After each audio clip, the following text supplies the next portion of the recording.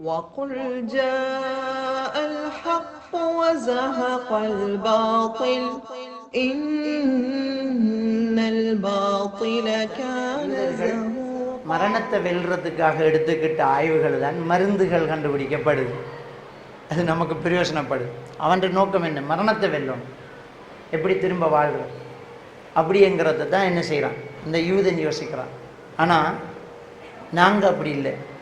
நாங்கள் மரணிக்கணும், மரணத்துக்கு பிறகு ஒரு வாழ்க்கை இருக்கு, அந்த வாழ்க்கைக்கு நாங்கள் தயாராகணும் அப்படிங்கிறதுல நாம் கவனமாக இருக்கிறோம்.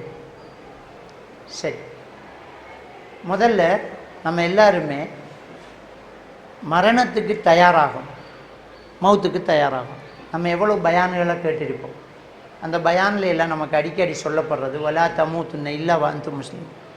நீங்கள் முஸ்லீம் இல்லாமல் மௌத்தாயிடாதீங்க அப்படித்தான் என்ன செய்கிறான் அல்லாஹ் தஆலா சொல்கிறேன். நம்மளோட அந்த அந்த இலக்கை நாங்கள் மிஸ் பண்ணக்கூடாது. எல்லாருக்கும் பொழுது விடியும், எல்லாருக்கும் காலம் போகும். ஆனால் எல்லாரும் மறுமையில் வெற்றி பெற முடியாது. இப்போ இந்த இளமை பருவம்ங்கிறது ஒரு முக்கியமான ஒரு பருவம். ஒரு சமுதாயத்தினுடைய முள்ளந்தண்டு இளைஞர்கள் தான்.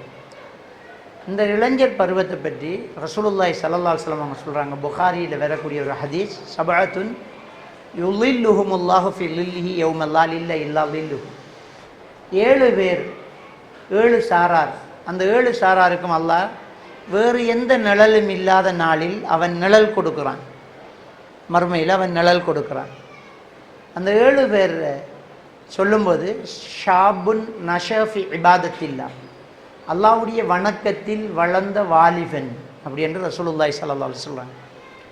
இப்போ வணக்கத்தில் ஈடுபடுற ஆக்கள் எல்லாருக்கும் பரிசு இல்லை. இந்த வாலிப பருவத்தை வணக்கத்தில் வளர்த்தா அதுக்கு தான் பரிசு. ஏனண்டா அந்த வயசை வணக்கத்துக்குள்ளே இழுத்தெடுக்கிறது தான் கடும் கஷ்டம். மரமேற ஆளுக்கு பரிசு இல்லை, வழுக்கு மரம் ஏறினா தான் பரிசு. மரம் எல்லாரும் ஏறிடலாம், வழுக்கு மரம் எல்லாரும் ஏறிடலாம்.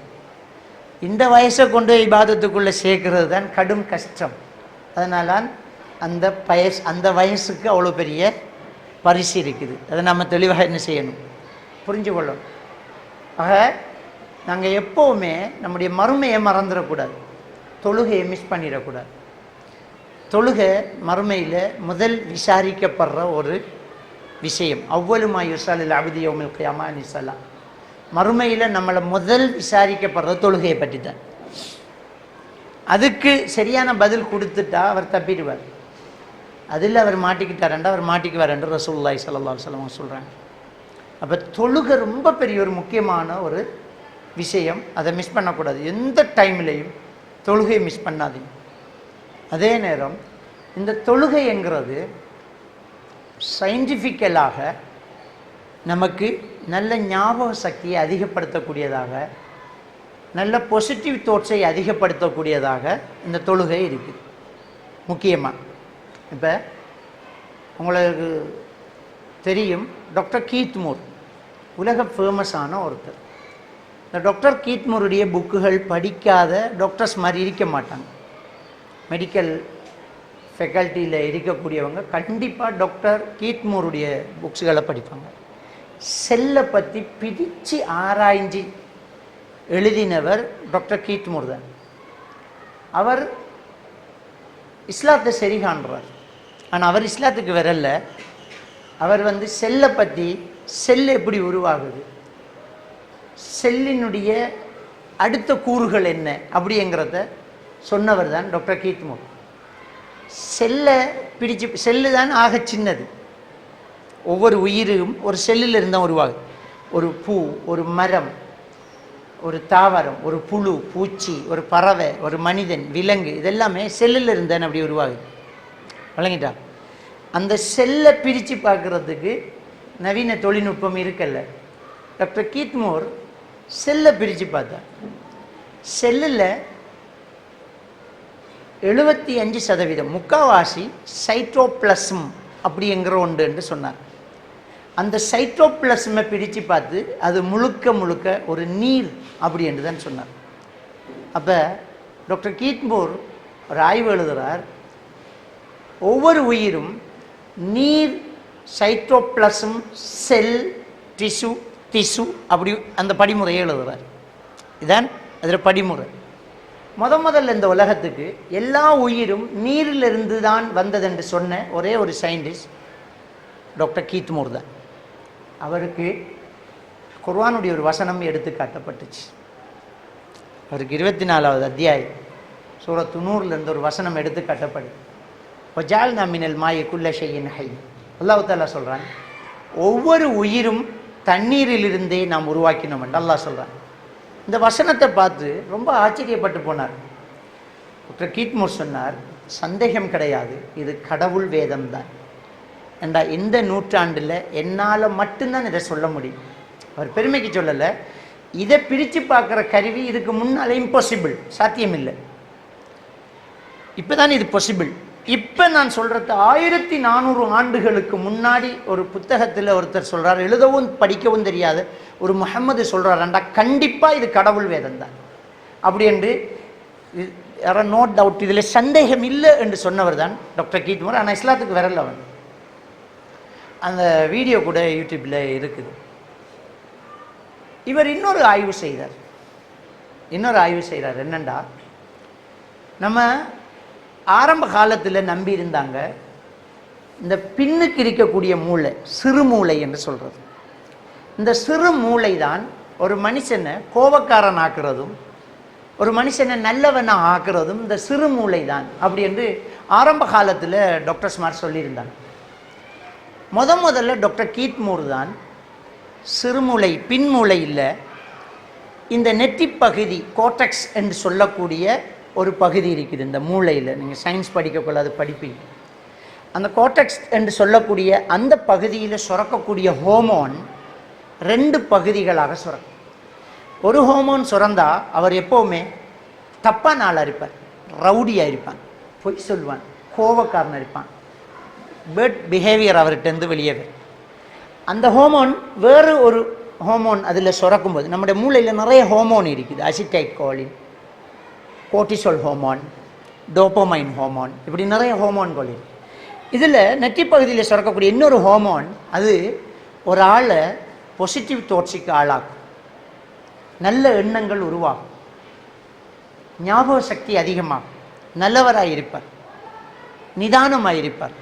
இந்த 2மே மூளை முன்பகுதியில் தான் இருக்குது. இப்போ அல்லாஹ் தஆலா குர்ஆனில் ஃபைல்லம் என்தஹில நஸ்பஅன் பின் நாசியத்தின் காதிபத்தின் ஹாத்திபான், நீ இந்த தவறு செய்கிறத நீ விடவில்லை என்றால், அபூஜஹலுக்கு இறங்கின வசனம், இந்த கௌபத்துல்லாஹ்வுல தொலை போனாக்களுக்கு அடித்தாங்க. அப்போ அல்லாஹ் தஆலா ஒரு குர்ஆன் வசனத்தை இறக்குறான், ஃபைல்லம் என்தஹி, நீ இந்த குற்றச் செயலை கைவிடவில்லை என்றால் ல நஸ்பஅன் பின் நாசியத்தின் காதிபத்தின் ஹாத்தியா, நீ பொய் சொல்லக்கூடிய, தவறு செய்யக்கூடிய,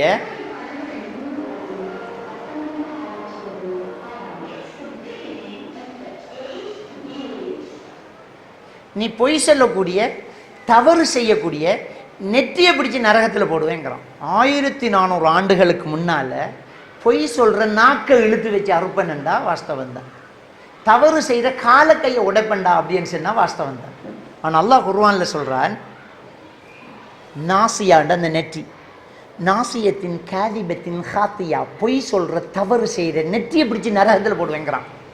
இப்போ டாக்டர் கீத் மூர் இப்போ தான் சொன்னார், தவறும் பொய்யும் சொல்லக்கூடியது நெற்றியில் சுரக்கிற ஹோமோனாலாக நடக்குதுண்டு. இதை 1400 ஆண்டுகளுக்கு முன்னால் அசலாக அப்படியே சொல்ல முடியுமா? இப்படி சொல்லுது இஸ்லாம். ரைட். இந்த டாக்டர் கீத் மூர் சொல்கிறார், இதே நெற்றியை புவியீர்ப்பு விசையோடு நேரடியாக தாக்கம் செலுத்தினால் பாசிட்டிவ் தாட்ஸ் அதிகமாகும், நல்ல எண்ணங்கள் அதிகமாகும், ஞாபக சக்தி அதிகமாகும் என்றார். புவியீர்ப்பு விசையோடு நெற்றியை கொண்டே வைக்கிறது தான் சுஜூது.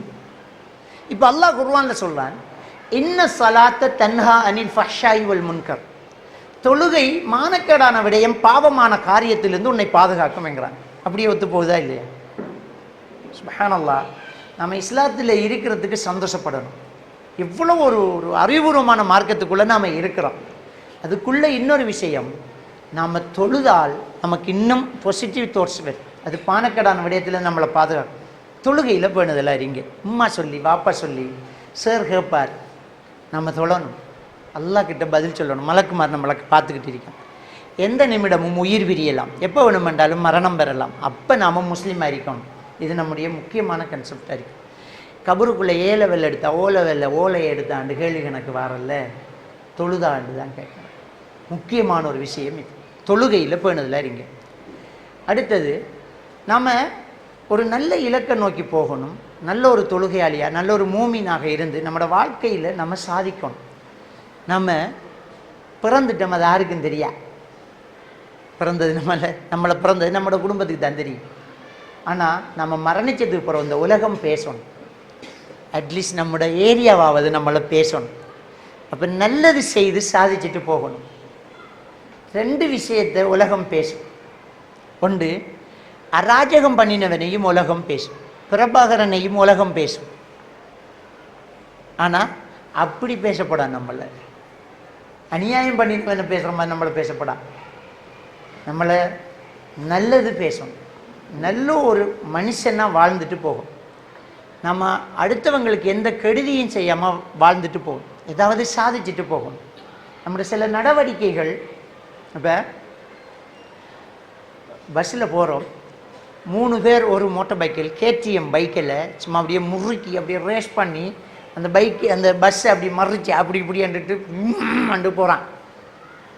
அங்கே பஸ்ஸுக்குள்ளே இருந்த 3/4 பேர் ஹரவா போவானுகள், பெறல போகிறானுங்கள்னு சொல்லி. இப்படி ஒரு மனுஷனை நம்ம வாழணும். அந்த துவா கபூல் ஆகிற நேரத்தில் அதை சொல்லியிருந்தா, ஹரவா போவானுகள் பெறல போகிறானுகள் சொல்கிற அளவுக்கு நம்ம வாழணுமா? இல்லை, நம்மளை வாழ்த்தணும். மாஷா அல்லாஹ், புள்ளை அவன்தான் புள்ளை. எப்படி வளர்த்திருக்காள், என்ன புள்ளடப்பா, இவ்வளோ ஒரு நல்ல மனுஷன் பாருங்கள் அந்த பிள்ளையை என்று சொல்கிற அளவுக்கு நாம் என்ன செய்யணும்? வாழணும். அதே மாதிரி நம்ம வாழ்க்கையில் சாதிக்கணும்.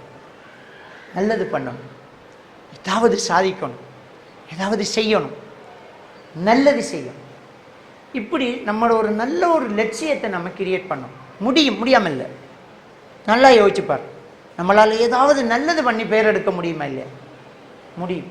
அப்போ நம்ம நல்ல தொழுகையாளியாக இருக்கணும், நல்லது செய்து நம்ம பேர் எடுக்கணும். அது மத்தாக்களுக்கு ஒரு படிப்பினையாக இருக்கணும். வழங்கிட்டா நம்ம ஒன்றும் கண்டுபிடிக்காட்டியும் பரவாயில்ல, ஒரு கெடுதியும் செய்யாமல் வாழ்ந்தால் நாம் நல்லதை சாதிச்சிட்டோம். ஒரு கெடுதியும் செய்ய தேவையில்லை, நல்லதை சாதிச்சிட்டோம். இப்போ சஹாபாக்களில் ஹதீஸ் ஒரு ஹதீஸும் அறிவிக்காத சஹாபி பிலால் ரலியல்லாஹு அன்ஹு. அவர் ஒரு ஹதீஸும் அறிவிக்கலை. அந்த அளவுக்கு அவருக்கு நாலேஜ் இல்லை. ரசூலுல்லாஹ் இப்படி சொன்னார், இந்த சந்தர்ப்பம் இப்படி சொன்னார், இப்படித்தான் கையை வைக்கிற, இப்படித்தான் தொழுகிற, இதான் இது எத்தனை சஹாபாக்கள் சட்டங்கள் சொல்லியிருக்கிறாங்க. அதிகமான ஹதீஸ் அறிவித்தவர் அபூ ஹுரைரா ரலியல்லாஹு அன்ஹு. ஒரு ஹதீஸும் அறிவிக்காதவர் பிலால் இப்னு ரபாஹ். ஒரு ஹதீஸும் அறிவிக்கல. ஆனால் அவரை பற்றி பேசாத அகலாருமே இல்லை. அவர் ஒரு ஹதீஸும் அறிவித்து சாதிக்கலை. அவர் ஒரு அடிமையாக இருந்து அப்படியே மௌத்தானார். ஆனால் யாருக்கும் எந்த கெடுதியும் செய்யாமல் மௌத்தானார். அவரை நல்ல பழக்கம், அவரை செருப்படி யோசையை சுவர்க்கத்தில் கேட்டேன் என்று ரசூலுல்லாஹ் சொன்னாங்க. மேராஜ் போய் வந்து அப்போ நம்ம நல்லா இருந்துட்டு ஒரு உபத்திரமும் செய்யாமல் அநியாயமும் பண்ணாமல் வாழ்ந்தாலே சாதிச்சுட்டு. அப்போ நாங்கள் முக்கியமாக நல்ல தொழுகையாளியாக இருக்கணும். நமக்குள்ள தவிர்க்க வேண்டிய முக்கியமான ஒரு விஷயம், நான் உங்களுக்கு ப்ரோக்ராம்லேயும் சொன்னது, ஃபோன் பாவனை ரொம்ப ஆபத்தானது. அது நம்மளை வேறு ஒரு ஏரியாவுக்கு, வேறு ஒரு உலகத்துக்கு கொண்டு வைத்திரும். இந்த ஃபோன் பாவனை, நான் இந்த ஃபோனை விளங்கப்படுத்தி காட்டினேன். பெண்களுக்கு நிகழ்ச்சி செய்யும்போது என் ஐஃபோனில் நான் என்ன நிசான் கார் N16 அப்படி என்று 2-3 தான் சொல்லி போட்டு என் ஃபேஸ்புக் ஒன் பண்ணினேன். முதல் 2வது 3வதுல நிசான் கார் விளம்பரம் வருது. அது ஒத்து கேட்குது. கூகுள் கதைக்கிறதையே ஒத்து கேட்குதுண்டா. நம்ம அதில் ஒன்றை சர்ச் பண்ணால் அதை எப்படி தெரியும்? ஒன்றை கிளிக் பண்ணால் அதில் இன்னும் அட்வான்ஸாக 4 விஷயத்தை நம்ம தெரியும். ஒரு சின்ன ஒன்றை ஒரு பாட்டை பார்த்தோம்னா படத்தையே தெரியும். வழங்கிட்டா. அப்போ அது தெர நாம் என்ன செய்ய மாட்டோம், அதுக்குள்ளே இன்வால்வ் ஆகும். நேரம் போகிறது விளங்காது, நம்ம ஆறுங்கிறது விளங்காது, நம்ம என்ன பண்ணுறோம்ங்கிறது விளங்காது. ஷைத்தான் பாவத்தை இன்ட்ரெஸ்ட் ஆக்குவான். நாம் அப்படியே படிக்கிற நோக்கத்தை மறந்துடுவோம். நம்மளோட குடும்பத்தை நாம் மறந்துடுவோம், நம்மளோட அம்மா வாப்பட கனவை நாம் மறந்துடுவோம், நம்மளோட ஒரு லட்சியத்தை நாம் இழந்துடுவோம். அதுக்குள்ளே அப்படியே நுழைஞ்சிக்கு போவோம். அதில் சிலர் ஃபோனில் எடிட் ஆகி ஃப்ரீ ஃபயர் பப்ஜி அப்படி என்று விளையாடி ஃபோனுக்கு எடிட் ஆகி ஃபோனுக்குள்ளேயே தன்னை புதைச்சி மனநோயாளி ஆகுவாங்க. சிலர் ஃபோன் மூலமாக ட்ரக்ஸ் எடிக்ட் ஆகும், சிலர் ஃபோன் மூலமாக தவறான தொடர்புகளுக்கு போய்த்துருவாங்க. கேயாகவும் ஆகலாம், லெஸ்பியனாகவும் மாறலாம். அப்போ பிள்ளையான உறவுகள், ஒரு ஆம்பளை தொடர்பு, ஒரு பொம்பளை தொடர்பு, ஒரு ஆம்பளை தொடர்பு, இதெல்லாம் நமக்குள்ளே என்ன செய்யுது? இன்றைக்கு சமுதாயத்தில் அறிமுகமாயிடுச்சு. இன்னும் ஒரு ஆபத்தான ஒரு விஷயம், நிறைய பாய்ஸ் தன்னை ஒரு கேர்ளாக மாற்றிக்கிட்டு இருக்கிறாங்க. எனக்கிட்ட ஒரு கிளைண்ட்டை கூட்டிக்கு வந்தாங்க. நம்முடைய ஏரியா தான், உங்களோட இந்த ஏரியா தான். டெனிம் ட்ரௌசர், ஒரு டிஷர்ட் போட்டுட்டு, மாஸ்க் போட்டுக்கிட்டு, கையை இப்படி உருட்டிக்கிட்டு ஒரு பேர் என்னன்னு கேட்டேன். அவர் பேரை சொன்னார் ஃபாத்தி. என் பேர் ஃபாத்தி. என்ன பிரச்சனை? எனக்கு ஒரு பிரச்சனை இல்லை. அங்கிள் தான் கூட்டி காந்தி கேட்டார். அவர் கேட்கலுங்க. அங்கிள் பின்னுவார், கண்ணை காட்டுறார்.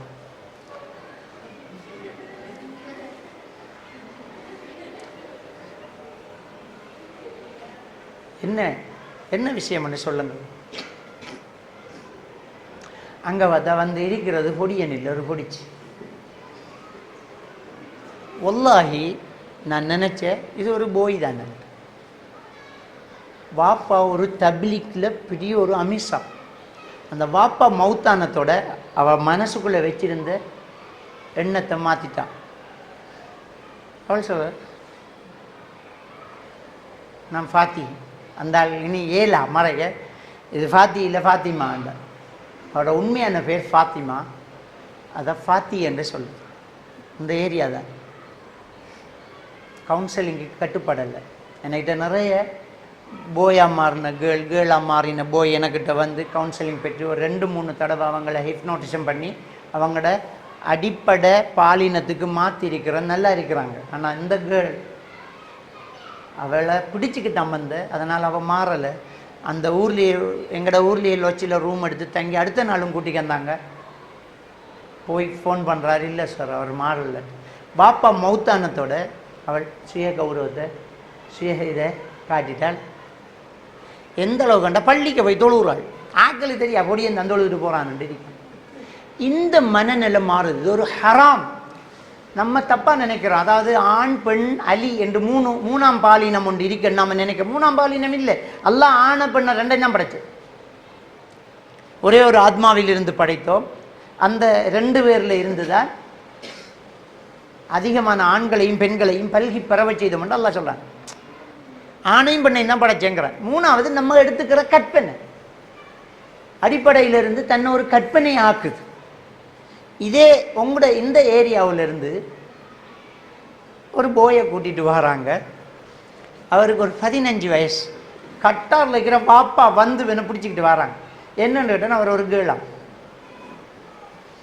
அவர் ஃபோனுக்கு கவர் போட்டிருந்தார். எப்படின்னா அந்த கவரில் எப்படி ஒரு சங்கிலி ஹார்ட்டோட அப்படி தூங்குற லேடிஸ் போட்டிருப்பாங்களே சங்கிலி, அதை போட்டிக்க அவன் ஆக்ஷன் எல்லாம் அப்படி தான் இருந்துச்சு. அந்த ஃபோனை பிடிக்கிற முறையெல்லாம் கேர்ள்ஸ் மாதிரி.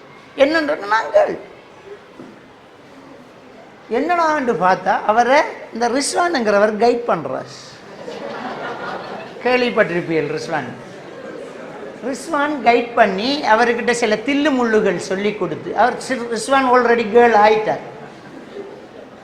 விளங்கிட்டா. அவர் ஒரு யூனிவர்சிட்டியில் படித்து ஒரு கிராஜுவேட். அவர் விளங்கிட்டா. அவர் நிறைய தவறு பண்ணிட்டு இருக்கார் சமுதாயத்தில். அப்போ இப்படியானது மாறு. கேர்ள்ஸ் வந்து ஆணாக மாறுறது, ஆண்கள் பெண்களாக மாறுறது, இப்படி எல்லாம் என்ன செஞ்சுட்டு மாறிட்டு. ஒலிவில் யூனிவர்சிட்டியில் ஒரு கேர்ள் படிக்க வாரா, படிக்க வந்து இடையில் ஒரு வருஷம் அவள் அப்படியே ஸ்டாப் பண்ணிட்டா. திரும்ப அவட ஃபேக்கல்ட்டியை தொடங்க ஒரு போய் வாரார். தாடி மீசையெல்லாம் முளைச்சி குரலும் ஆணாக மாறி ஒரு போய் வாரார். நான் மறைக்க தேவையில்லை, யூடியூப்பில் அயான் ஸ்பேஸ் என்ற ஒரு யூடியூப் சேனல் செய்கிறத நீங்கள் யூடியூப்பில் போய் அயான் ஸ்பேஸ் என்று அடித்து பாருங்கள். ஒரு தாடி மீசையோட ஒரு ஆள் அந்த யூடியூப் சேனலில் சமூகத்தில் உள்ள விஷயங்களை பேசுவார். அது ஒரு பொம்பளை இன்ஜெக்ஷன் மூலம் ஹோமோனை உடம்புக்கு செலுத்தி தாடி மீசை முளைக்க வச்சு குரலை ஆணா மாற்றிக்கிட்டு இருக்குது அந்த பிள்ளை. ஒரு முஸ்லீம் பிள்ளை, ஒரு முஸ்லீம் பிள்ளை. இப்போ யூனிவர்சிட்டிலாம் இருக்குது. எனக்கு யூனிவர்சிட்டியில் உள்ள லெக்சர் ஒருத்தர் சொல்கிறார், இவர்கள் சேர்ந்தது ஃபர்தாவோட இப்போ கடைசி வருஷத்தில் இருக்குது ட்ரௌசரோட. நாங்கள் என்ன சொல்கிறா சொல்கிறது? அப்போ இந்த நோய் எல்லாம் பெறும். இதெல்லாம் பிறப்பில் இல்லை, என்வைரன்மெண்ட், ஒரு ஆளுக்கு வரக்கூடிய இன்ட்ரெஸ்ட், சூழல், ஆக்களோட கதையை கேட்குறது, இதால் மாறுது. ஒரு நாள் நாம் அப்படி நம்மளை நம்ம மாற்றிக்கப்படாது, அதுக்குரிய ஃப்ரெண்ட்ஷிப்பை சேர்க்கப்படாது, சம்மந்தப்பட்ட ஆர்டிக்கல்களுக்குள்ளே போய் நாமளே மாற்றிக்கப்படா. ஆணாக இருக்கணும், பெண்ணாக இருக்கணும், நாமளாக இருக்கணும், தேவையில்லாத ஃப்ரெண்ட்ஷிப் இருக்கப்படா, வயசுக்கு மூத்த நட்புகள் இருக்கப்படா. ஒரே பாலின நட்புக்குள்ளும் அளவுக்கு அதிகமான தொடர்புகளும் அன்புகளும் ஒன்று பார்க்காம இருக்கலான்னு கையை பிடிச்சிட்டு இருக்கிறது வேணாம். இது நிறைய நடக்குது. அது கேர்ள்ஸாக இருந்தாலும் சரி, போயாக இருந்தாலும் சரி, இதுக்குள்ளே இருந்து நீங்கள் முதல்ல உங்களை நீங்கள் காப்பாற்றிக்கோங்க. உங்களோட இலக்கு முழுக்க படிக்கணுங்கிறதுல இருக்கணும். தேவையில்லாத காதலுங்கிற எதிர்பால் கவர்ச்சியும் வேணாம், ஓரினமும் நமக்கு தேவையில்லை. இதிலிருந்து முதல் நீங்கள் உங்களை நீங்கள் காப்பாற்றிக்கோங்க. அப்போ தான் நாம் படிப்பில் கவனம் செலுத்தலாம், சாதிக்கலாம். நான் சொன்னேன் விளையாட்டை புறவும் விளையாடலாம். நீங்கள் இப்போ படிக்கிற நேரம் படிங்க. ஒருத்தர் மேடையில் ஏறி வந்து அவர் A-level மெட்ஸ் படிக்கிறாம். இப்போ நாங்கள் மெட்ஸ் படிக்க மறா யூனிவர்சிட்டி போவோம், மறா டிகிரி, மறா ஜொப்பு. அப்போ நாங்கள் இப்போ விளையாடுறோன்னு கேட்டுட்டு போகிறார். நான் சொன்னது படிப்பை விட்டு போட்டு விளையாடுறோம். படிச்சுக்கிட்டு கொஞ்சம் நேரம் விளையாடி போட்டு நமக்கு ஓஃப் ஆகிட்டு வர முடியுமெண்டா நாம் நம்மளோட கண்ட்ரோல் எக்ஸசைஸ் செய்கிறோம். ஆனால் படிப்பை எப்போயாவது படிக்கிற விளையாட்டு தான் முக்கியம்ண்டா நாம் நம்மளோட கண்ட்ரோலை இழந்துட்டோம். மொத்தமாக விளையாட நம்மட்டு சொல்லலை. எப்பாவது ஒரு விளையாட்டு கிழமையில் ஒரு நாளைக்கு 2 நாளைக்கு விளையாடுறோம். அதே நேரம் எக்ஸாம் நெருங்கும் போது மொத்தம் அதை விட்டு போட்டு எக்ஸாமுக்கு படிக்கணும். ஒரு டெக்ஸ்டைல் வச்சிருக்கிறவன் நோம்புக்குள்ளே ட்ரிப் போக மாட்டான். நோம்புக்கு ட்ரிப் போவானா? எங்களோட ரூல்ஸ் ரெகுலேஷன் 8 மணிக்கு கடை விட்டுறேன்னு சொல்லுவான். நான் நோம்புக்குள்ளே விடிய திறந்துக்கிட்டு இருப்பேன். கடைசி கஸ்டமர் வரும் வரைக்கும் கடையை திறந்து. ஏன்டா வியாபாரம் பார்க்குற டைம், படிக்கிற டைம், இந்த டைமில் தான் படிக்கிறது. விளங்கிட்டா? அப்போ உங்களோட படிப்பில் கூடுதல் கவனம் செலுத்துங்க. தேவையில்லாத ஃப்ரெண்ட்ஷிப், தேவையில்லாத பழக்கங்கள், தேவையில்லாத தொடர்புகள் இருக்கக்கூடாது. எதிர்பால் கவர்ச்சி அது வேறு. அது அந்தந்த டைமில் அது நடக்கும். அல்லாஹ் குர்ஆனில் சூரா ஹதீதில் 22வது வசனத்தில் சொல்கிறான், மா அஸாப மின் முஸீபத்தின் ஃபில் அர்தி வலா ஃபீ அன்ஃபுஸிக்கும். உங்களையும் இந்த உலகத்திலே நடக்கிற ஒவ்வொரு மாற்றங்களும் உங்களை படைக்கிறதுக்கு முன்னாடியே நாம் எழுதிட்டோம்னு சொல்கிறான். நமக்கு 6 கணவன், நமக்கு 6 மனைவி, அது எப்போ நடக்கும்ங்கிறத அல்லாஹ் எழுதிட்டான். அது நடக்கும். நம்ம அவசரப்பட்டு ஒன்றுக்கிட்டையும் போக தேவையில்லை. சூரத்தில் நாம் 59வது வசனத்தில் அல்லாஹ் தஆலா சொல்கிறான், ஒமா தஸ்குத்து மின் பரக்கத்தின் இல்லா யாயிலமுகா. ஒரு மரத்தில் இருக்கிற இலை கூட அல்லாட நாட்டத்தில் இல்லாமல் கீழே விழாதுங்கிறான். அதாவது அந்தந்த நேரத்தில் நடக்கும். அதை கூட அல்லாஹ் அறிஞ்சு வச்சுக்காண்டா, நமக்கு நடக்கிறத அல்லாஹ் எழுதி வச்சுக்கான். அப்படிங்கிறத நாம் புரிஞ்சு கொள்ளணும். சூரத்துல் ஹூது 6வது வசனத்தில் அல்லாஹ் தஆலா சொல்றான், ஒமா மின் தாப்பத்தின் ஃபில் அர்தி இல்லா அலல்லாஹி ரிஸ்குஹா. உலகத்தில் உள்ள ஒவ்வொரு உயிருக்கும் ரிஸ்க்கு பொறுப்பு அல்லாஹ் எடுத்துட்டான்ங்கிறான். நமக்கு எழுதினது தான் கிடைக்கும், அதில் மாற்று கருத்து இல்லை. சூரத்துல் பக்ரா 216வது வசனத்தில் சொல்றான், வஅஸா அன் தக்ரஹு ஷையன் வஹுவ கைருல் லக்கும். நீங்க சில விஷயத்தை வெறுப்பீங்க, அதுதான் உங்களுக்கு நல்லதா இருக்கும். வஅஸா அன் துஹிப்பு ஷையன். நீங்க சில விஷயத்தை விரும்புவீங்க, வஹுவ ஷர்ருல் லக்கும். அது உங்களுக்கு கெடுதியா இருக்கும். வல்லாஹு யஅலமு வ அன்தும் லா தஅலமு. அல்லாஹ்க்கு தான் தெரியும், உங்களுக்கு தெரியாது என்று அல்லாஹ் தஆலா சொல்றான். அப்போ கலாக்கதிர நம்பணும். அல்லாஹ் நலவை நாடிக்கணும். சிலது நமக்கு வெறுப்பான விஷயம் நடக்கும், அது அல்லாஹ் ஏதோ நலவுக்கு நடத்துகிறான். நம்ம விரும்பினது சிலது மார்க்கத்தில் தப்பா இருக்கும், ஐயோ இதை கையுறதான்னு நீங்கள் நினைக்கலாம். இல்லை, அதை விடுங்க, அதுதான் உங்களுக்கு நல்லது என்று நாம் எடுத்துக்கட்டும். அல்லாஹ்க்கு தெரியும், நமக்கு தெரியாது. இதுதான் முக்கியமான ஒரு விஷயம் மகன். இதில் ரொம்ப கவனமாக இருக்கணும். இந்த தேவையில்லாதது தேவையில்லை, ரொம்ப பெரிய ரொம்ப முக்கியமான விஷயம். ரைட். இப்போ நம்ம O level நெருங்கிட்டு, O level முதல் அச்சம் தவிர. முதல்ல என்ன செய்யணும்? அச்சம் தவிர. நான் வெல்லுவேனா, நான் பாஸ் ஆகுவேனா, இந்த பயம்தான் நம்மளை நடுங்க செய்கிறது. அந்த முதல் விஷயத்தை நாம் எடுத்துடணும். நிறைய கெட்டிக்கார பிள்ளைகளுக்கு எக்ஸாம் நெருங்கும் போது எக்ஸாம் போபியா, அதுக்கு நோய் பேர் எக்ஸாம் போபியா. சில சிம்டம்ஸ் வரும். திடீரென்று மயக்கம் வர்றது, கை காலெல்லாம் அப்படியே சுருட்டுறது, அப்படியே கூலாகிட்டு போகிறது, தலையிடி வாரது, வயிற்று வலிக்கிறது, நெஞ்சு எரிக்கிறது, கேஸ்ட்ரிக்குடைய ஃபீலிங் வாரது, உடம்பெல்லாம் அப்படியே திமித்து ஃப்ரலைஸ் மாதிரி ஒரு ஃபீலிங் வர்றது. இது பெனிக் அட்டாக்ன்னு சொல்கிறது. இந்த பெனிக் அட்டாக் வர்றதுக்கு காரணம் எக்ஸாம்போபியா. எக்ஸாம்போபியா வார முக்கியமாக ஆருக்கு வருமெண்டா கடுங்கட்டிக்கார பிள்ளைக்கு. ஏனெண்டா அவங்கள விரட்டி ஒரு விஷயம் சுற்றிக்கிட்டு இருக்கு. அது டீச்சர்ஸ்மார் சொல்கிற உங்களை நம்பிக்கை இருக்க, ஊருக்குள்ளே இருக்கிற சொந்தக்காராக்கள் சொல்கிற உங்களை நம்பிக்கை இருக்கு, வெளிநாட்டில் இருக்கிற அங்கள் சொல்கிற நம்பிக்கிட்டு இருக்கம்மா, குடும்பமான ஒன்றை கையில் அணிருக்கான். இப்படி எல்லாரும் சொல்ல இந்த பிள்ளைக்கு ஒரு ஸ்ட்ரெஸ் உண்டாகும். என்ன ஸ்ட்ரெஸ்ண்டா, அதுக்கு மார்க்ஸ் ஒன்று கம்மியாகி ஒரு B 7A ஒரு B இல்லாட்டி 6A 2 3B, அது ஒரு பிரச்சனை இல்லை. ஆனால் அந்த பிள்ளைக்கு பிரச்சனை, இவளுக்கெல்லாம் நான் என்ன பதில் சொல்கிறது, நினைக்க கொள்ளைய நட்டுக்குது ஒத்துறது. அடுத்தாக்களுக்காக படிக்காதீங்க, அடுத்தாக்களுக்காக படிக்காதீங்க. ஓலை எடுக்கணுமென்று லட்சியத்தை வைங்க. ஆனால் ஓலை எடுத்தால் தான் நீங்கள் மாணவர், நீங்கள் சாதிக்கலாம், நீங்கள் யூனிவர்சிட்டி போகலாமா? சி எடுத்தாலும் போகலாம், இது பிரச்சனை. ஓ லெவல் பாஸ் பண்ணால் சரி, என்ன பிரச்சனை? நான் வெல்வேனா, நான் சாதிப்பேனா, நான் செய்வேனா? இப்போ இந்த ஸ்கூலில் பிரச்சனை என்னன்னா, நான் தமிழ் மீடியம் சாதிக்கலாமா? தமிழ் மீடியம் சாதிக்கலாம், தமிழ் மீடியம் தான் சாதிக்கிறேன். இப்போ என்ன பிரச்சனை உங்களுக்கு? இங்கிலீஷ் மீடியத்தை விட தமிழ் மீடியம் தானே நல்லா சாதிக்கலாம். நம்முடைய ஓன் பாஷை என்ன, நம்முடைய சொந்த பாஷை எழுதி தள்ள வேண்டியது. மவனையும் போட்டு எழுதலாம். நாம வெல்லுற நமக்கு முடியும். சிம்பிள் படுத்துறது. இப்போ அந்த A to Z அந்த ரெண்டு மட்டைக்கு இடையிலாம் கேள்வி. முதல் உங்களை சிம்பிள் படுத்தணும். எப்படின்னா, ஆக்களுக்காக படிக்கல, அவ மார்க்ஸை கேட்கறதுக்கு காத்துக்கிருக்காங்க, நம்மளோட ரிசல்ட்ஸை பார்க்கறதுக்கு காத்துக்கு. நான் எழுது இப்போ தோத்தான ஜெயிலில் போடுவானா? ஓ லெவல் ஃபெயில்ண்டா பிடிச்சி ரிமாண்ட் பண்ணுறான். விட்டு விட்டு எழுதி பாரு, இன்னொரு தரம் ஓ லெவல் எழுதலாம் தானே, மற என்ன பையன் எழுதுறேன். சிம்பிள், ஒன்றுமில்லை, எழுதுறேன். வந்தாவா போனா. உங்களுக்குள்ள ஒரு தன்னம்பிக்கை இருந்தால் ஸ்ட்ரெஸ் இருக்காது. ஸ்ட்ரெஸ் இருந்தால் ஞாபக சக்தி குறையும்.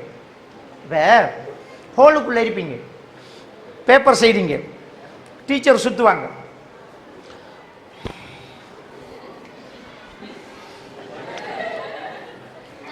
பொம்பளை பிள்ளைகள் மோதிரம் பறக்கும்.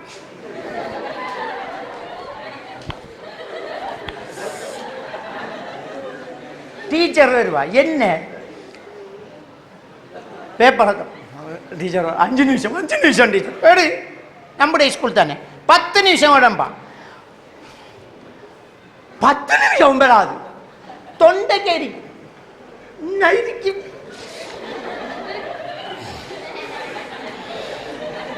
டீச்சர் பேப்பரை வேண்டி கொண்டு வைக்க கொள்ள பக்கண்டு வந்து இப்ப நினைப்பு. இதுதான் ஸ்ட்ரெஸ்ஸில் மறக்கிறது. அதாவது நம்மட மூளை இதயம் துடிக்கிற மாதிரி துடிக்குது, பிரெயின் ஷேக்குன்னு சொல்லுவாங்க. ஹார்ட் எப்படி துடிக்குதோ அப்படி பிரெயின் ஷேக் ஆகுது, பிரெயின் ஷேக்குன்னு சொல்லுவாங்க. அதில் 4 விதமான வேவ்ஸ் இருக்குது. அல்ஃபா வேவ்ஸ், தீட்டா, பீட்டா, டெல்டாண்டு 4 வேவ்ஸ் இருக்கு. அல்ஃபா அலை நார்மல், டெல்டா அலை ரொம்ப ஸ்ட்ரெஸ் ஆகும். ஒரு பதட்டம் பெறக்கொள்ள, ஒரு பயம் பெறக்கொள்ள, ஒரு ஸ்ட்ரெஸ் ஆகக்கொள்ள மூளை வேகமாக துடிக்கும். மூளை வேகமாக துடிக்கக்கொள்ள நல்லா நினைப்பிருக்கிறது அல்ஹம்து மறக்கும். நல்ல பாடமாக்கிட்டு போய் மேடையில் நிற்போம்,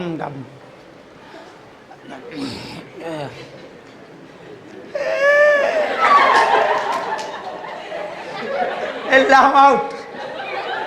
அது என்ன பதட்டம். இந்த பதட்டத்தில் மூளை ஸ்பீடாக துடிச்சா ஞாபகம் பெறாது. ஞாபகம் பெறுமா? ஞாபகம் பெறாது. இந்த பதட்டத்தை தணிக்கிற எப்படி?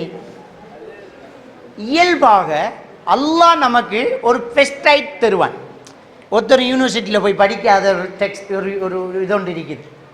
இப்போ நொறுப்பு சுட்டா நம்மளை அறியாமலே நொறுப்பு சுட்டா முதல் வேலை என்ன? விஞ்ஞானம் இதை தான் சொல்லுது. சயின்ஸ் என்ன சொல்லுது? அந்த இடத்த குளுமையாக்குங்க, வாய்க்கில் வச்சு உமிழ்நீரை படித்து குளுமையாக்குங்க, ஓடி போய் தண்ணிக்குள்ளே ஓட்டுங்க, ஐஸை வச்சுக்கிட்டீங்க. நெருப்பு சுட்ட உடனே இங்கே இருக்கிற தோலில் இருந்த நரம்புகள் சமிக்கையை மூளைக்கு அனுப்பும், இந்த இடத்துல சூடு பட்டுட்டு அப்படி என்று ஹைப்போதாலமஸ் ஓடற போடும். உடனே நீர் கொப்பளங்களை கொப்பளிக்க வச்சு அந்த சூடு உள்ளே போகாமல் காப்பாற்றுங்க. ஃபெஸ்டைட் நடக்கும், அப்படியே கொப்பளிக்கும். அப்போ அது கூழ் தாரத்துக்கு முன்னே நாம் கூழை வச்சா கொப்பளிக்காது, விஷயம் சக்ஸஸ் ஆகும். அப்போ விஞ்ஞானம் என்ன சொல்லுதுண்டா, சூடு பட்டா நெருப்பு சுட்டா உடனே வாய்க்குள்ளே வைங்க, இல்லாட்டி தண்ணிக்குள்ளே அமுக்கும். சிலாக்கள் முட்டையை உடச்சி ஊற்றுவாங்க, அது மூட நம்பிக்கை. அது கொஞ்ச நேரம் கூழ அரிக்கும். ஐஸுக்குள்ளே வை, தண்ணிக்குள்ளே வை, டக்குன்னு தண்ணியை ஊற்றிக்கிட்டு. இல்லாட்டி ஜெல், என்ன ஜெல்? கற்றாழை ஜெல் ரொம்ப பெஸ்ட். வை, அதை போய் கூழாரி சூட்டை வெளிக்கடத்து. அப்போ இது மூளை சொல்லுது நமக்கு, உடனே வாய்க்க வைக்கணும். இது படிச்சுக்கிட்டு வந்தா நம்ம ஆறுன்னு சொல்லி தந்தா படிக்காத நம்மளோட வீட்டில் இருக்கிற பாட்டி பாட்டனெல்லாம் தஞ்செஞ்சு. ஸ்ட்ரெஸ் வந்தால் உடனடியாக மூளை நமக்கு சொல்லக்கூடிய ஒரு விஷயம் பெருமூச்சு விடு. என்ன செய்வோம்? கட்டும் ஸ்ட்ரெஸ், கட்டும் பிரச்சனைண்டா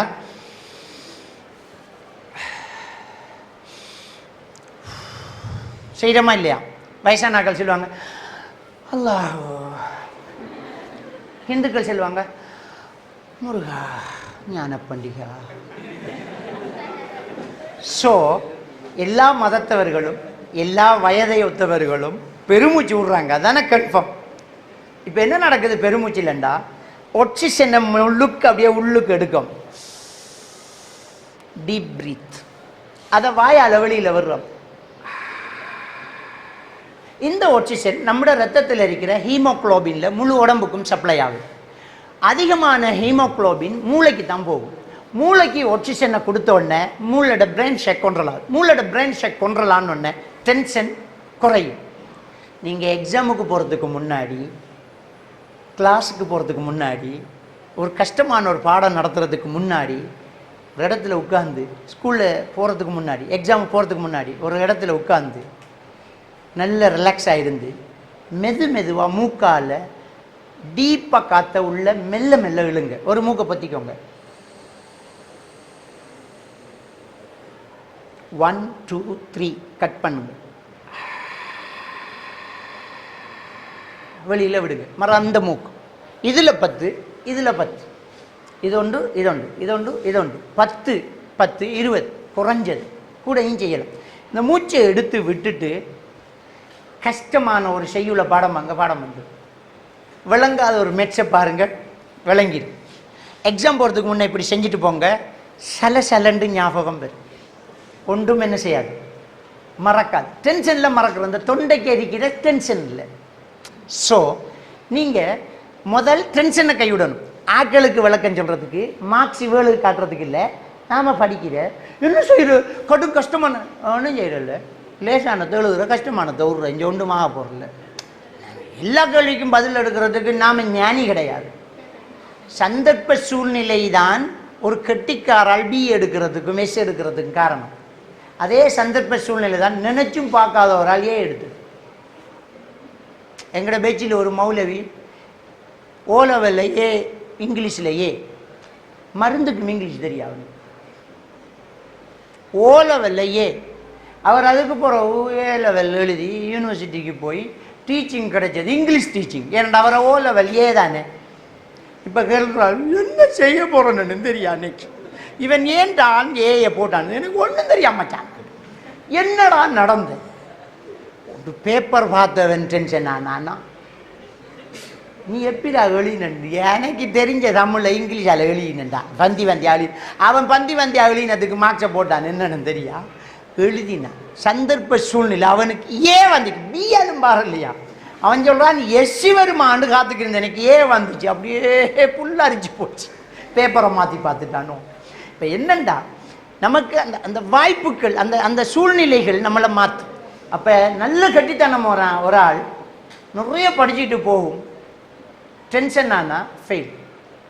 ஆக கட்டித்தனம் இல்லாதவர் அன்றைக்கு ஒரு 4 யூனிட்டை பார்த்துவான், அந்த 4 யூனிட்டும் கேள்வி வந்தோம் 4 செந்துருவான்.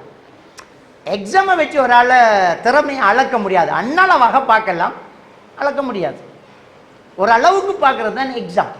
அதை பற்றி நீங்கள் யோசிக்கவே தேவையில்லை. அதை பற்றி நீங்கள் இப்போ நீங்கள் ஒரு ஹாஸ்பிட்டலுக்கு ஒரு 10 டாக்டர் மாதிரி அப்படி குந்திக்கிட்டு காய்ச்சிக்காங்க. அவங்களுக்கு தெரியுமா அந்த 10 பேரும் டாக்டர். இந்த 10 டாக்டர்மாருக்குள்ள எத்தனை பேர் O லெவல் 2 தரம் வழின்னு தெரியுமா? A லெவல் 3வது தரம் டாக்டர் ஆனவரும் அங்குள்ள இருப்பாங்க. C பாஸில் வந்தவரும் இருப்பார், A பாஸில் வந்தவரும் இருப்பார். ஆனால் பார்க்குறாக்கள் எல்லாரையும் டாக்டராக தான் பார்க்குற O லெவல் A லெவல் காட்டுங்கன்னு சொல்கிறதில்ல. ஸோ இது ஒரு பயப்படுற விஷயம் இல்லை. முதல் டென்ஷனை குறைங்க. ஒன்றும் இல்லை, நாம் டென்ஷன் ஆக தேவையில்லை. இளங்கட கல்வி திட்டத்தில் அந்த 2 மட்டைக்கு இடையில இருந்தால் கேள்வி வரும். உங்களுக்கு தந்த சிலபஸுக்குள்ளே இருந்தால் கேள்வி வரும். வெளியிலேருந்து கேள்வி வரல தானே, மரம் என்ன பிரச்சனை விட்டு வேலை. சூப்பர்வைசர் ஆறு வந்தால் என்ன? இலங்கையில் உங்களுக்கு ஒரு சிலபஸ் தந்திருக்கு, அந்த சிலபஸுக்குள்ள கேள்வி வரும். 2008ஆம் ஆண்டு மெட்ஸில் பார்ட் 2ல் சிலபஸுக்கு வெளியில் ஒரு கேள்வி வந்ததால் O லெவல் மெட்ஸ் 2வது தரம் நடந்துச்சு முழு ஸ்ரீலங்காவிலே. டீச்சர்ஸ் மாட்ட கேள்வி O level part 2 maths part 2 2வது தடவை நடந்துச்சு முழு இலங்கை. கவர்மெண்ட்டுக்கு எவ்வளவு செலவு? ஏனென்னா ஒரு கேள்வி மிஸ்ஸாக வந்துட்டு சிலபஸுக்கு வெளியில். ஸோ சிலபஸுக்கு வெளியில் உங்களுக்கு கேள்வி வராது, சிலபஸுக்குள்ள வரும். நான் படித்ததுக்கு வரும். இப்போ எக்ஸாமுக்கு முன்னுக்கு பேப்பர் அவுட் ஆனால் சந்தோஷம் தானே, ஹாப்பி தானே? ஒரு வருஷத்துக்கு முன்னே அவுட் ஆகிட்டு நம்மளோட புத்தகம் தான் பேப்பர், அதுக்குள்ளே இருந்தாங்க கேள்வி வரப்போகுது. இப்போ என்ன பிரச்சனை? நீ ஒன்றும் யோசிக்க தேவையில்லை, சிலபஸ் தான் படிக்குது, மைண்டை ரிலாக்ஸாக வச்சிருக்கிறேன், சிம்பிள் படுத்துகிற போய் எழுதுங்க, சரிதானே? ரைட். இப்போ நெருங்கிட்டு கேட்ட கேள்விக்கு வரேன். இப்போ எக்ஸாம் நெருங்கிட்டு இப்போ எப்படி படிக்கிறேன்? இப்போ ஷார்ட் நோட் படிக்கிறேன். அது நேரத்தோட நீங்கள் செஞ்சிருக்கணும், சிலர் செஞ்சிருப்பீங்க. கொப்பியில் உங்களோட கொப்பியில் ஒரு சிவத்த கோடு போட்டிருக்குமில்ல இடது பக்கம், ஒரு சிவத்த கோட்டுக்கு இஞ்சால அண்ணன் எழுதுறேன். இந்த சிவத்த கோடு போட்டு என்னத்துக்கு இஞ்சால என்னத்தை எழுதுறேன்? என்ன சிவத்த கோடு வெள்ளையா இருக்கிறது என்ன? அதாவது மேலே நம்பர் வரும். இந்த சிவத்த கோட்டுக்கு இஞ்சால என்ன எழுதுறேன்டா, நீங்கள் பழம்பாடம் பார்ப்பீங்க தானே, ஸ்கூல் முடிஞ்சு வீட்டை போய் படிப்பீங்க. படித்தா இதுக்குள்ளே இன்னது தான் சொல்லி இருக்குன்னு சுருக்கி ஒரு வரி ஒன்றை உருவாக்கணும். அதான் 4ஆம் ஆண்டிலேயே பயிற்சி தருவாங்க. சுருக்கி எழுதுக, பின்வரும் பந்தியை வாசித்து 30 சொற்களுக்குள் சுருக்கி எழுதுக. தேவையில்லையே, விளங்கிட்டா? தோல் புயம் நிமிர்ந்து நின்ற நலன் தன்னுடைய படையோடு அவன் வாகனத்தில் அதிகாலையில் பயணம் செய்து கொண்டிருக்கிறான். அப்போது பனி பட்டு அந்த பனி துளி ஒழுகி கிளம்பி வரும் புழுதி அடங்கியது. இதெல்லாம் சொல்கிறான். நலன் பயணம் போனான், அவ்வளோதான் கதை. மற்ற எல்லாம் போன கிணத்து விளங்கிட்டா? அப்படி விற்றண்டு பாய்ந்தது, நகத்தை நீட்டியது, புலி உருமியது, திடீரென்று தன் இடுப்பில் இருக்கும் வாளை உருவினான். உருவும் சத்தம் ஒரு கீச்சிடும் சத்தமாக இருந்தது. அந்த வாளினுடைய வெளிச்சம் பளபளப்பு அதன் கண்ணை மறைத்தது. புலி வாஞ்ச வாழை எடுத்து, அவ்வளோதான் கதை. இப்போ சப்ஜெக்டை சுருக்கி இந்த சிவத்தை கோட்டுக்கு இஞ்சால கொப்பியை திருப்பி வச்சு இதுக்குள்ளே இருக்கிறது இதுதான் எழுதி போட்டு விட்டுட்டீங்கண்டா. இப்போ எக்ஸாம் நெருங்கும் போது அதை தான் படிக்கிறேன். ஒரு வார்த்தைக்குள்ளே சரித்திரம் அடங்குமா இல்லையா?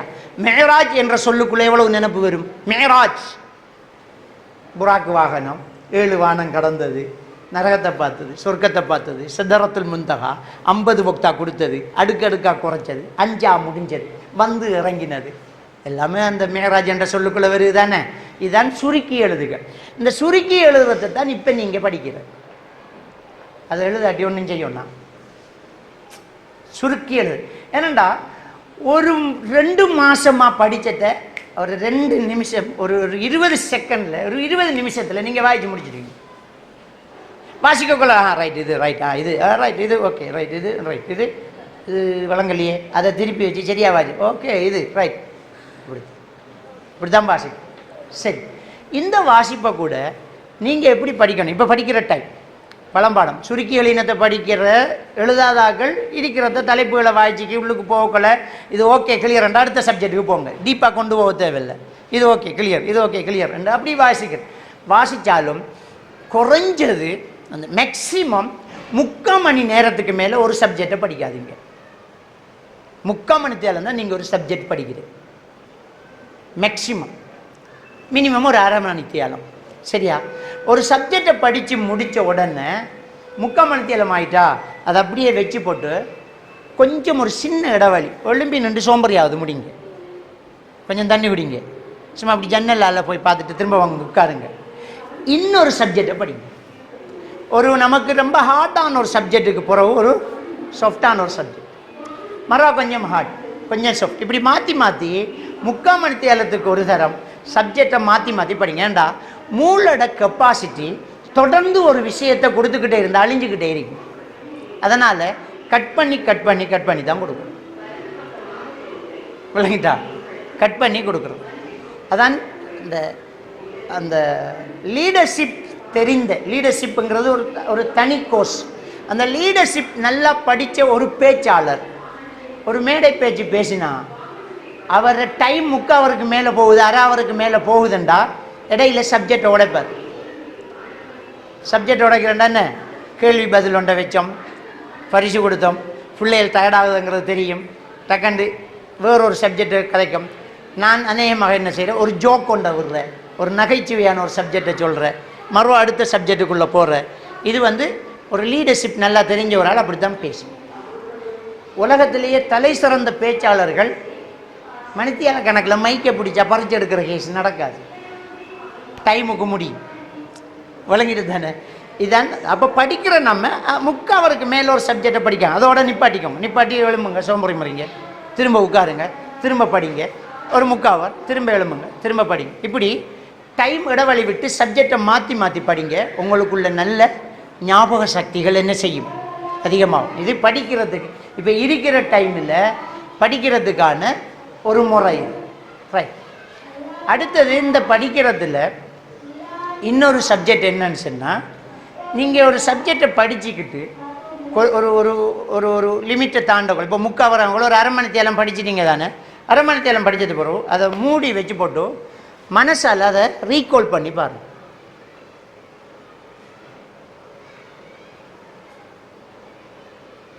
மெமோரியை திரும்ப எடுத்து பார்க்குறோம். அதில் ஒரு சப்ஜெக்ட் மிஸ் ஆகக்கூடாது, அதை மட்டும் பிரட்டி பார்க்குறேன், இல்லாட்டி எழுதி பார்க்குறேன். இப்போ எழுதி எல்லாம் பார்க்குற அளவுக்கு டைம் காணா இருக்கிறதெல்லாம் இப்படி ரீகால் பண்ணிக்கிட்டு ரைட் முடிச்சு போட்டு மறுவா அடுத்த சப்ஜெக்டை எடுக்கிறேன். அப்போ இதை சொல்கிற முன்னோக்கு அகத்தடை அல்லது பின்னோக்கு அகத்தடை வரும். ஒன்றுக்குள்ளே இன்னொன்று சப்ஜெக்ட் பூரும். சயின்ஸ்லேயும் மெட்ஸ் இருக்குது, சயின்ஸ் பாடத்துலேயும் மெட்ஸ் வரும். அப்போ இந்த மெட்ஸும் அந்த மெட்ஸும் டிஸ்கனெக்ஷன் ஆகிடும், வழங்கிட்டேன், அப்படியே மாறிடும். அதான் முன்னோக்கு அகத்தடை பின்னோக்கு அகத்தடைன்னு சொல்லலாம். அப்படி வரப்படாது. தொடர்ந்து நீங்கள் ஓவர் லேர்னிங் பண்ணினா, விடாமல் படிச்சுக்கிட்டே இருந்தால், மூளைக்கு ஓய்வு கொடுக்கலாட்டி மென்டல் பிளாக் ஏற்படும். திடீரென்று ஒரு கட்டம் பெறும், ஒன்றும் தெரியாத ஒரு கட்டம், ஒன்றும் தெரியாது. கம்பளையிலேருந்து ஒரு மெட்ஸ் படிக்கிற ஒரு ஒரு ஒரு ஏ லெவல் மாணவன், கிட்டத்தட்ட இப்போ ஒரு 5 வருஷத்துக்கு மேலே, 5-6 வருஷத்துக்கு மேலே, அவர் இப்போ பேராதனை யூனிவர்சிட்டியில் இருக்கிறார். என்கிட்ட கொண்டு வராங்க, பேராதனை ஹாஸ்பிட்டலில் இருந்து டிஸ்சார்ஜ் பண்ணி என்கிட்ட கொண்டு வராங்க. எனக்கு கால் பண்ணாங்க, நீங்கள் கூட்டிக்கு வாங்க. என்னண்டா அவருக்கு பிளேங்க் ஆயிட்டுன்னு சொல்கிறார். எக்ஸாம் நெருங்குது, இன்னொரு மாதத்தில் எக்ஸாம். அவர் சொல்கிறார், அம்மா எனக்கு ஒரு கேள்விக்கும் பதில் வருது இல்லைம்மா, இப்போ எழுதினா எனக்கு 0 தான், எனக்கு ஒன்றும் வருது இல்லைம்மா கத்த தூங்கிட்டான். பிள்ளையை கொண்டு போய் ஹாஸ்பிட்டலில் அட்மிட் பண்ணாங்க, சைக்காட்டிஸ்ட் டாக்டர் பார்க்குறாங்க. எனக்கு கால் பண்ணாங்க, அது ஹிப்னோட்டிசம் பண்ணலாம், கூட்டிக்கு வாங்கன்னுட்டு இங்கே கூட்டிக்கு வந்துட்டேன். இப்போ அவங்களோட உம்மா எனக்கு அறிமுகப்படுத்தின எப்படின்னு சொன்னால், வெள்ளிக்கிழமை மட்டும்தான் சார் இவர் சேட்டு போடுறேன் அப்படின்றா. என்ன அர்த்தம்? வெள்ளிக்கிழமை ஜும்மாக்கு போகிறதுக்கு மட்டும்தான் இவர் வீட்டை விட்டு வட்டக்கறங்குற, மற்ற நேரம் எல்லாம் தோளில் டவலை போட்டுக்கு தொழுகிற, குந்தி படிக்கிற, திங்கிற, படிக்கிற, திங்கிற, படிக்கிற, தூங்குற, எழும்புற, பாத்ரூம் போகிற, படிக்கிற, எழும்புற, சேட்டு போகிறல தோலை ஓவர் லேர்னிங். அப்போ மென்டல் பிளாக் ஏற்படாமல் என்ன செய்யும், இந்த மூளைக்கு ஒரு ஃப்ரீ கொடுக்கணும், ஒரு ஓய்வு. அதுக்காக நீங்கள் எடுக்கிற ஃப்ரீ இல்லை, நீங்கள் குந்தி படிக்கிறதே இல்லை, அந்த ஃப்ரீ இல்லை. நாங்கள் மூளைக்கு ஃப்ரீ கொடுக்க மாட்டோம். 3 மணி தேலம்மா கிரவுண்டுக்கு நிற்கிறல்ல, சும்மா ஒரு 3 நிமிஷம் எலும்பி அப்படி எண்டோட்டு குந்துருவாப்பா, சும்மா நான் சின்னத்தை பிள்ளையா விளங்கி விட்டுறாதீங்க. இந்த பிள்ளை படிக்கிறதுலேயே கவனமாக இருந்தான் மென்டல் பிளாக். அப்போ அவரை ஹிப்னோட்டிசம் பண்ணி ஆழ்ந்த உறக்கத்துக்கு கொண்டு போய் மைண்ட் ரிலாக்ஸ் கொடுத்து அவரை அன்கான்சியஸ் மைண்டுக்கு உன்னால் முடியும், நீ படிப்பேன். அந்த முறை 3 சி எடுத்தான் அவன். ஆனால் அவங்க பெரிய வெல்கம் பண்ணாங்க. எனக்கு கால் பண்ணி ரொம்ப மகிழ்ச்சி, ஃபுல்லாக 3 சி எடுத்தான். நாங்கள் நினைக்கவே இல்லைன்னு அந்த அப்படியே. அடுத்த முறை எக்ஸாம் எழுதினா 3A, இப்போ யூனிவர்சிட்டி. விளங்கிட்டேன் நான் சொல்கிறது. அப்போ மென்டல் பிளாக் ஏற்படுற அளவுக்கு நாம் படிக்கப்படாது. அப்படியே படிச்சுக்கிட்டு இருக்கிறேன். நமக்கு ஒரு ஓய்வு. அப்போ நமக்கு என்ன நல்ல மண்டா, நாம் 5 நேரம் தொலைக்கொள்ளையோ பிரேக் எடுபடுது. தொழுகை நமக்கு ஒரு பிரேக். அடுத்தது அந்த ஒரு 3/4 ஹவருக்கு இடையில் ஒரு தரம் எழும்புற, சோம்பரி முறிக்கிற, என்ன செய்கிற, நாளைக்கு ஸ்கூலுக்கு போகிற சொக்ஸை கழுவலாமா இல்லையா, நாரும் இல்லைவா, அப்போ அதை கழுவுது. அப்போ ஷர்ட் ஒன்றை கழுவுது, மரம் வந்து உட்காரு, ஒரு டீ ஒன்றை குடிக்குது, மரம் உட்காரு. இப்படி படிக்கணும், விட்டு விட்டு படிக்கிறது. இது உங்களோட படிப்பில் நீங்கள் எடுக்க வேண்டிய கவனம். எக்ஸாமுக்கு போகும்போது நீங்கள் என்ன செய்யணுமெண்டா, இந்த ப்ரீத் எக்ஸசைஸை செஞ்சுட்டு எக்ஸாம் போங்க. கண்டிப்பாக குறைஞ்சது 10 நிமிஷத்துக்கு முன்னே எக்ஸாம் ஹாலுக்கு போங்க. ஏண்டா எக்ஸாம் ஹாலுக்கு கடைசி நேரத்தில் போனால் உங்களோட டென்ஷன் குறையிறதுக்கு குறைஞ்சது ஒரு 10 நிமிஷம் எடுக்கும். அந்த 10 நிமிஷம் உங்களோட எக்ஸாம் டைமில் களவு போகும்.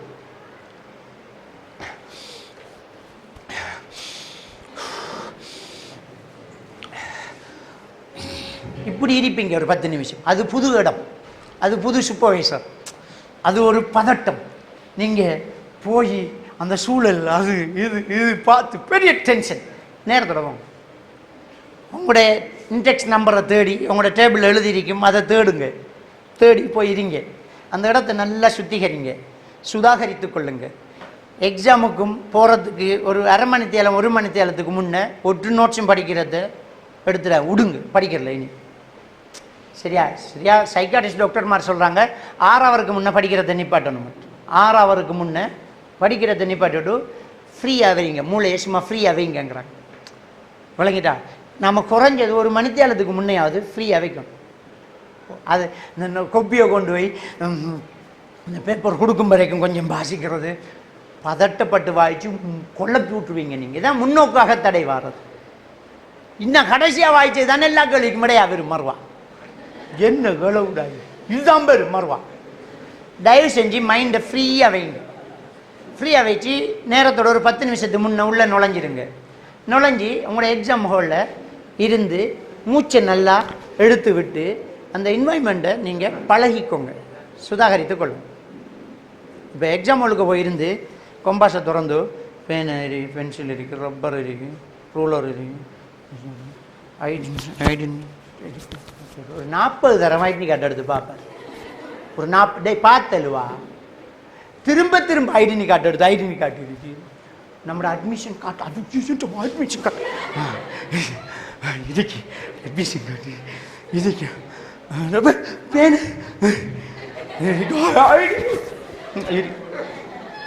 ஒரு தரம் பார்த்து போட்டு வைங்க. சும்மா ஆயிடுங்க, சும்மா ரிலாக்ஸ் ஆயிடுங்க, நல்லா மூச்சு எடுத்துவிடுங்க. ஒன்றும் இல்லை, ஒரு டென்ஷனும் இல்லை, கூல் ஆயிடுங்க. இருந்துட்டீங்களா? இப்போ பேப்பர் தருவாங்க. பேப்பர் தந்தா முதல்ல பென்சிலை கையில் எடுங்க. பேப்பரில் A to Z எல்லா கேள்வியையும் வாசிங்க. முதல் கேள்விக்கு பயங்கரமாக ஆன்சர் எழுதலாம், முதல் இதை எழுதுவோம் எழுதாதீங்க, அது இருக்கட்டும், அப்படி இருக்கட்டும். எல்லா கேள்வியையும் வாசிங்க. வாய்ச்சி வாய்ச்சி போகல உங்களுக்கு 100% கிளியராக ஆன்சர் பண்ணலாம். அப்படின்னா அந்த கொஸ்டின் நம்பருக்கு ஒரு வட்டம் போடுங்க. 7ஆம் கேள்வி என்னால் சப்ஜெக்ட் அழகாக எழுதலாம், ஓரளவுக்கு ஆன்சர் பண்ணலாம், அந்த நம்பருக்கு கீழே ஒரு கோடு போடுங்க. இப்படி ஒரு கோடு அண்டலை, இப்படி கீழே ஒரு கோடு போடு. சரி, அறவை விளங்கல்ல அப்படியே விடுங்க, அதை அறவை விடுங்க, அதை சும்மா விடுங்க. அப்போ 3 கேட்டகரியாக பிரிக்கிறீங்க. நல்லா எழுதலாம் வட்டம், ஓரளவுக்கு எழுதலாம் கோடு, அறவை எழுதுனா விடு. இப்படி எல்லா கேள்வியும் வாசிங்க. எல்லா கேள்வியையும் வாசிக்கும் போது சில கேள்வியை வாசிக்கக்குள்ளையே சில கேள்விக்கு விட உங்களுக்கு வரும். சில வேர்டு கிளிக் ஆகக்குள்ள மூளை ஒரு விஷயத்தை திறந்து தந்துடும். சில கேள்விக்கு விடைய இன்னொரு கேள்வியில் இருக்கும். விளங்கிட்டா? ஒரு கேள்விக்கு விடைய இப்போ இஸ்லாம் பாடத்தில் ஒரு வாஜிப் என்றால் என்ன, இல்லாட்டி ஒரு நபியின் பெயர் என்ன அப்படி என்ற ஒரு கேள்வி கேட்டிக்கும். இப்போ மலையிலிருந்து ஒட்டகத்தை வெளியாக்கிய நபியின் பெயர் என்னவங்கள தொண்டை கேரிக்கும். இன்னொரு கேள்வியில் அந்த நபியோட பெயரை சொல்லி அவரின் தந்தையின் பெயர் என்னண்டு அடே இதாடா அது ரைட் வரும். ரெண்டாவது, நம்மளோட மூளையில் கம்ப்யூட்டர் மாதிரி நம்மளோட மூளையில் எல்லாமே ரெக்கார்ட் ஆகும், எல்லாமே பதிஞ்சிருக்கு, ஒன்றும் அழியிறல்ல. நம்ம மனுஷனுக்கு ஒன்றும் அழியிறல், எல்லாம் இருக்கு. மறதிங்கிறது என்ன தெரியுமா? புலன்களின் மூலம் தெரிந்து கொண்ட ஒன்றை தற்காலிகமாக மீட்க முடியாத நிலை, அதான் மறதி. இதுதான் டெஃபினேஷன், மறதிக்கு டெஃபினேஷன். புலன்களின் மூலம் தெரிந்து கொண்ட ஒன்றை தற்காலிகமாக மீட்க முடியாது. இப்போதான் மீட்க முடியலை, ஹோல் அவுட் வழியே வந்தால் வந்துடும், சில நேரம் நினப்பு வரும். அப்போ மறதி இல்லை, தற்காலிகமாக மீட்க முடியலை. மறதிங்கிற உண்மையில் ஆக்சிடென்ட் பட்டு மூளையில் தாக்கம் பட்டாத்தான் மறதி, அதான் மறதி. மொத்தமாக மறக்கிறதில்ல, இருக்கி அப்போ மீட்ட முடியலை. அப்போ மூளையில் எல்லாம் இருக்குது. இப்போ நீங்கள் ஒவ்வொரு கேள்வியை வாசிக்க வாசிக்க வாசிக்க வாசிக்க இந்த மூளை சர்ச் பண்ணிக்கிட்டு இருக்கும். அதை நீங்கள் நோட் பண்ணி போட்டு நீங்கள் உங்களோட பாட்டுக்கு எல்லாத்தையும் வாய்ச்சி போட்டு நீங்கள் ஸ்டார்ட் பண்ணக்குள்ள நீங்கள் உங்களோட பாட்டுக்கு எழுதிட்டீங்க. உங்களோட மூளை சர்ச் பண்ணும், சர்ச் பண்ணி திடீரென்று ஒரு ஆன்சர் பண்ணிட்டீங்களோ மூளை டக்குன்னு கிளிக் ஆகி அந்த கேள்விக்கு விட இதுதான்னு சொல்லும். ஓம் என்ன அதை நோட் பண்ணி வைப்பீங்க. விளங்கிட்டா சொல்கிறது? அப்போ நீங்கள் எல்லா கேள்வியும் பாசிங்க. நல்லா தெரிஞ்சதுக்கு வட்டம், ஒரு அளவுக்கு எழுதுறதுக்கு கோடு, ஒன்றும் இல்லாததுக்கு சும்மா விடுங்க. சும்மா விட்டு எல்லாத்தையும் வாய்ச்சி முடிச்சிட்டீங்களா? ரைட். இப்போ ஆன்சர் ஷீட் எடுங்க. ஆன்சர் ஷீட்டில் அன்றைக்கு டேட்டை போட்டு சூப்பர்வைசர் சைன் வச்சிக்காராங்கிறத கட்டாயம் கவனிக்கணும். ஏனென்றா அவர் சைன் வைக்க மறந்த பேப்பர் நீங்கள் வீட்டிலிருந்து எழுதிட்டு வந்த பேப்பராக மாறும். அப்போ நீங்கள் வேண்டின பேப்பர் அவர் சைன் வைக்க மறந்த ஒரு பேப்பர் தந்துட்டார் இல்லவா, அந்த பேப்பரை சூப்பர்வைசர் வந்து பிடிச்சா பிட்டு அடிச்சுக்கு வந்தீங்க. ஏன்னா அந்த பேப்பரில் சைன் இல்லை, டேட் இல்லை, அப்படி எழுதி ட்ரை முடியுது. சரி, முடிச்சு நான் முடியும். அப்போ இது ரொம்ப முக்கியம்.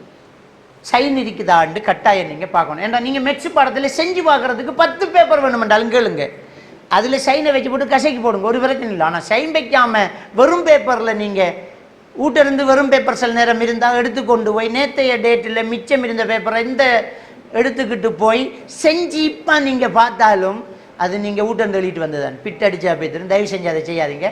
நீங்கள் அழகாக என்ன செய்யுங்க, எழுதுங்க. எப்படி எழுதுறா? முதல் நல்லா தெரிஞ்சதுக்கு ஆன்சர் பண்ணுங்க. ஓர்டர் படி ஆன்சர் பண்ண தேவையில்லை. முதல் 30 கேள்விக்கும் ஆன்சர் பண்ணலாம். வழங்கிட்டா ஓர்டர் படி ஆன்சர் பண்ண தேவையில்லை. வட்டம் போட்டதுக்கு ஆன்சர் பண்ணிக்கிட்டு வாங்க, முடிச்சு போட்டு கோடு போட்டதுக்கு ஆன்சர் பண்ணிட்டு வாங்க. டைம் மிச்சம். இப்போ ஒன்றும் ஆன்சர் பண்ண முடியாமல் இருந்ததை யோசிங்க, ஒரு அளவுக்கு எழுத முடியும், நல்ல மார்க்ஸ் எடுக்கலாம் இன்ஷா அல்லாஹ். நேரம் முடிஞ்சதுனால